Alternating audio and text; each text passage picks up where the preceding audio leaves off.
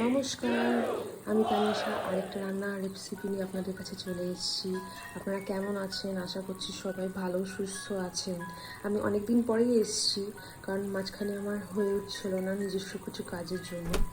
তো ভাবলাম আজকে একটা নতুন রেসিপি বানাচ্ছি চটপট, এবং একটু হাতের সময় আছে তো আপনাদের সাথেও শেয়ার করি আমার চটপট রেসিপি, যেটা আমি সবসময় করে আসে থাকি, যেহেতু হাতের সময় কম থাকে। তো চলুন আজকে আমি কি বানাতে চলেছি দেখতে থাকুন।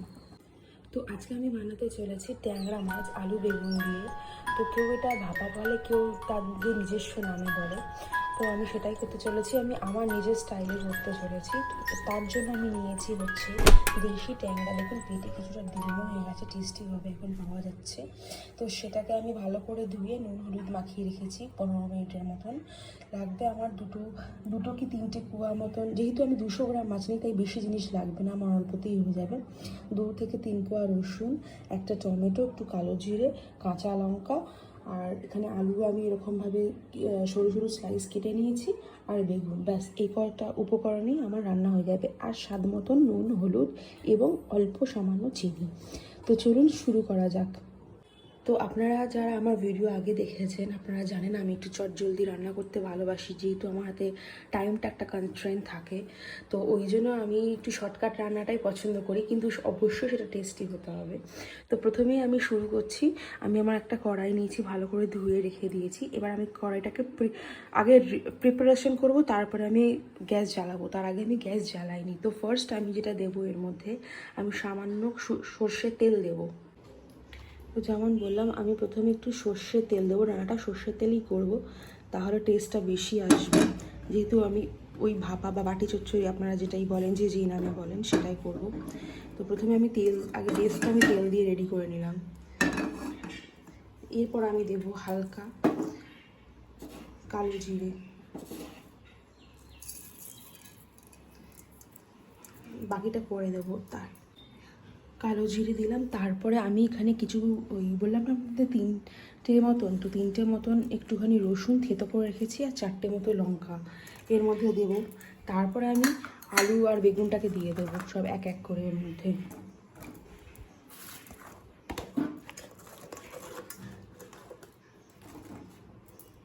আমি এখনও গ্যাস অন করিনি, আগে আমি সব রেডি করে নিচ্ছি।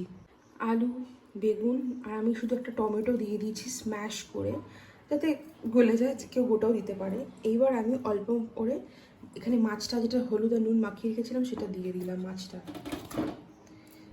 মাখাবো আমি পরে।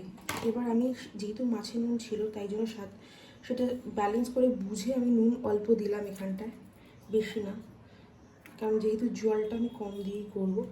একটু হলুদ দেবো,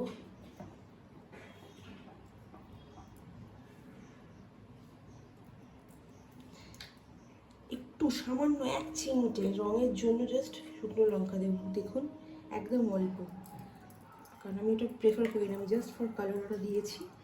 সব কিছু শেষে আমি চিনি একটু হালকা 2-3, যেমন বললাম একদম সামান্য এইটুকুনি চিনি দেবো, জাস্ট স্বাদটাকে ব্যালেন্স করার জন্য। তো আমি সব কিছু মাখিয়ে নিয়েছি, একবার সব কিছু দিয়ে আমি ভালো করে মাখিয়ে নিয়েছি মশলাগুলোর সাথে। আর আমার মনে হচ্ছে হলুদটা আমার একটু কম পড়েছে, তাই আমি উপর দিয়ে হলুদটা আর একটু দিয়ে দেবো। হলুদটা দিয়ে নিলাম। তারপর আমি আবার সর্ষের তেল দেবো লাস্ট, একদম অল্প সামান্য, ব্যাস। দিয়ে আমি আরেকবার মাখিয়ে এটাকে চাপা দিয়ে ঢেকে রাখবো। যেরকম বললাম আমি এবার এটাকে চাপা দিয়ে ঢেকে রাখবো। ঢেকে এবার আমি গ্যাসটা চালাবো এবং এটাকে আমি 10 মিনিট লো ফ্লেমে হতে দেবো। তো 10 মিনিট হয়ে গেছে, আমি এবার ফিরে এসেছি। এখন ধোয়া ছাড়ছে, ঢাকাটাও খুলে দিলাম। আমার রান্নাটা এরকম আছে। আমি এবার জাস্ট হালকা হাতে একটুখানি নাড়িয়ে দেবো, যাতে নিচের জিনিসগুলো ওপরে চলে আসে আর ওপরে এগুলো নিচে চলে যায়। জিনিস বলতে মাছটাই। আমি হালকা হাতে একটু নাড়িয়ে দিলাম। মোটামুটি আমার হয়ে এসছে রান্না, আর কিছু করতে হবে না।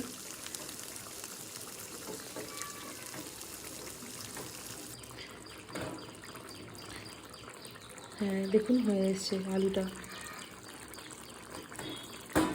এবার মোটামুটি আমার শেষ। আমি আরেকবার ঢেকে রাখবো। ঢেকে এবার কেউ যদি চান যে একটু ঝোল ঝোল টাইপের খাবেন, তো তো এখনই সে গ্যাস বন্ধ করে দিতে পারেন। আর যদি কেউ মনে করেন যে না আমি একটু ড্রাই করে খাবো, তো সে কন্টিনিউ করতে পারেন, অসুবিধা নেই।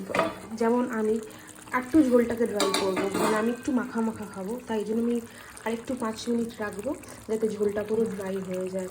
তো 5 মিনিট পরে ঝোলটা ড্রাই হওয়ার পর কেমন হচ্ছে আমি দেখাচ্ছি। তো আমি এতটা মতো ড্রাই করিয়ে নিয়েছি, দেখুন পুরোটা ড্রাই হয়ে গেছে আমার। তো এটা আমার ফাইনাল লুক, ফাইনাল রেসিপি। এবার এটা আমি গরম গরম ভাতের সাথে সার্ভ করবো আর খাবো। তো আশা করছি যদি আপনাদের ভালো লেগে থাকে আপনারা অবশ্যই একবার ট্রাই করবেন এবং আমার কমেন্ট বক্সে জানাবেন যে আপনাদের কেমন লাগলো। ভালো লাগলে দয়া করে একটা লাইক দিয়ে দেবেন। তো দ্যাটস অল। এটার একটাই মজা হচ্ছে রান্নাটা বসিয়ে আপনি ঘরের অনেক কাজ করে নিতে পারবেন। যেমন এই প্রথমে 10 মিনিট বসালাম, তার 5 মিনিট, অলরেডি 15 মিনিট আমি অনেক কাজ ঘরে সেরে ফেলে থাকি। তো সেটাই আমি বলি যে চটপট রান্না হয়ে যায় কিন্তু টেস্টি রান্না, সাথে ঘরে অনেক কাজও, যেহেতু আমার টাইমটা একটা কনস্ট্রেন্ট থাকে। তো দ্যাটস অল ফর টুডে। সবাই ভালো থাকবেন। আশা করছি আবার একটা নতুন কোনো রেসিপি নিয়ে খুব তাড়াতাড়ি আসবো। জানি না আমার কতটা কী হবে। বাই বাই, সবাই ভালো থাকবেন, টাটা।